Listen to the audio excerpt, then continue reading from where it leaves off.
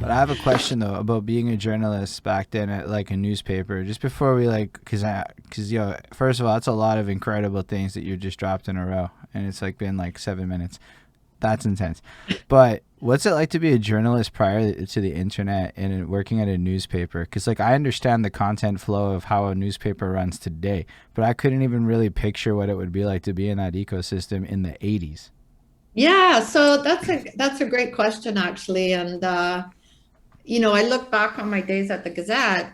It was a huge newsroom. We were down on St. Antoine Street. There were about 300 people there. I think there's maybe three people left at the Gazette.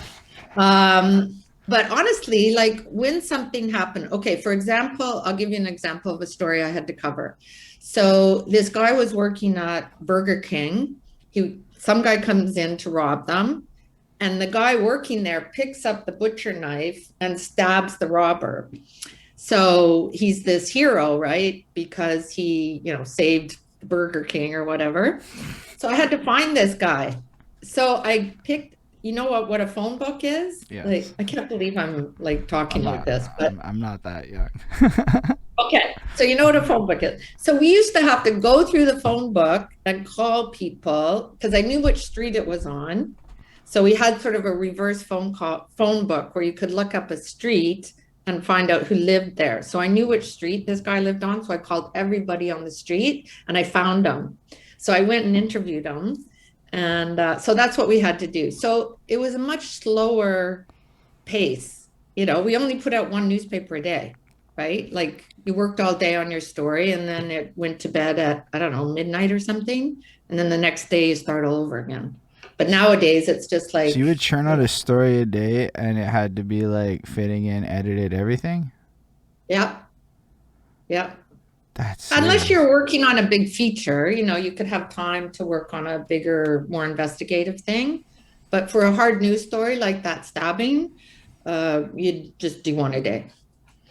And yeah, it was amazing. I So how loved how do it. you find out about these stories? Like that's the part that is actually Oh, like, that's because interesting like where does too. the news get the news? Well, good question. We had a police room where we would listen in on the police scanners. So we knew all the codes and they would say, cat, cat, cat. There'd be all this static on the radio. And then we could hear if there was a shooting or a stabbing and we could hear where it was. And so it was, or we didn't know where it was, but we would call the PR person at the cops. And those days, the cops were much more open with information. In fact, everybody was. Now you can't get answers for anything, right? But yeah, and you would make like you would make sources. You would have sources in different places who would feed you things too. I don't know. You It's, find it's like, stories it's like just by literally like talking. on TV where you gotta like befriend people at the Yeah, department and charm them and kind of get your person all over.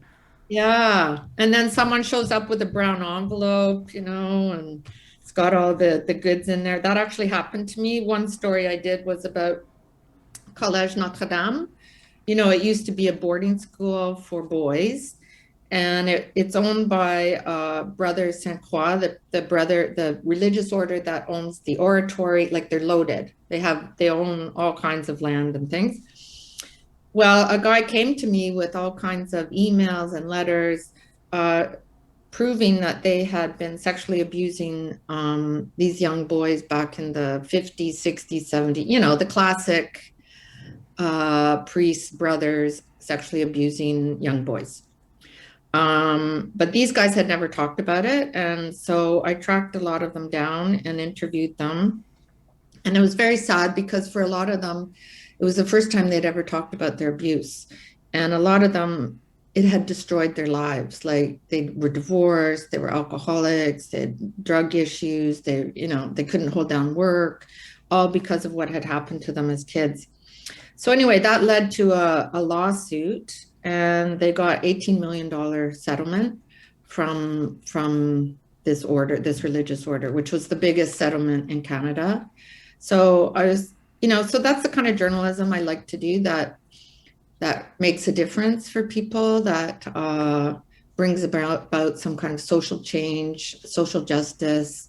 Um, like speaking up for people who really don't have the power to speak up for themselves. Yeah, but it's like wild to think that you actually create change with it. Like it's Yeah. one thing to just post on Facebook. It's another thing to actually be in a position to take stories like that and to move with them and to be inspired from that, from like the prison situation, and to end up in a place where you're really like following up on stuff is actually, it's just incredible. Yeah. No, it was really great. And then when I was at the Gazette for a long time, I was the justice reporter. So I covered a lot of things at court. And I'm sure you remember the Magnata trial, Luca Magnata. So I had to cover that. So that was probably the strangest trial ever covered. But I found it oddly just very sad. It was really like this guy was clearly mentally ill and never ever got the help he needed. His parents kept him at home for the first, I don't know how many years of his life. His mom was a germaphobe and wouldn't let him go to school. And so, I mean, it was clearly lacking in something, maybe love, I don't know. But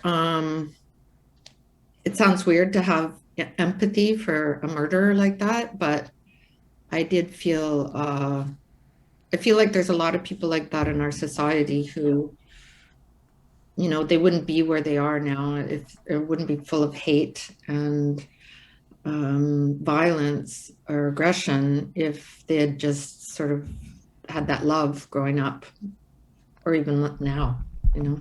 Or even like resources, like the mental Mhm. health services in Quebec are not exactly a global ideal to look to and point to. From my experiences dealing with family members who've dealt with the Douglas, it's the Douglas is wild. Like I don't want to go Yeah, I too know. deep, but there's some Yeah. wild stuff that goes on at the Douglas from what I've heard.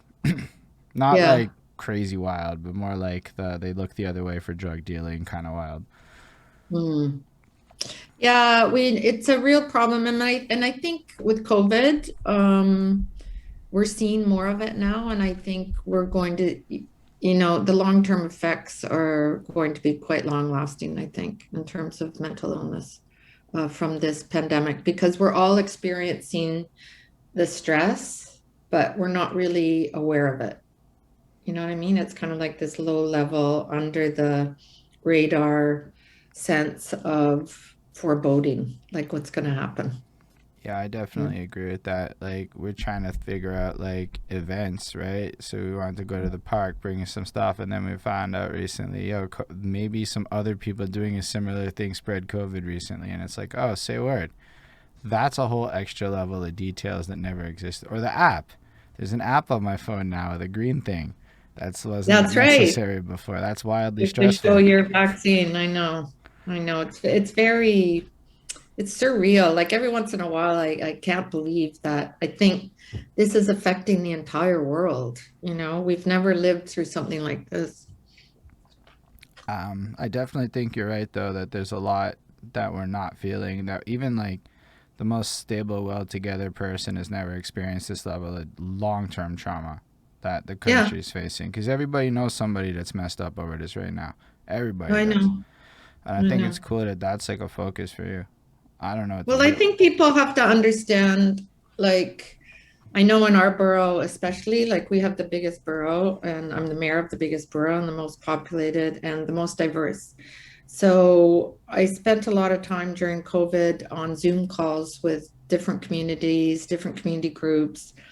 One day I did sort of a little cooking class with some people, because I think what this pandemic has made us aware of is the need for each other. We need each other, and we need community, and we're social beings. We're not meant to be at home alone for days on end. And so I think, when I'm running for mayor, now I'm running again, I really want to think about how do we break down those barriers that were there, that meant that some people were stuck at home alone for days on end with nobody talking to them. Like how do we build community so that we take care of each other?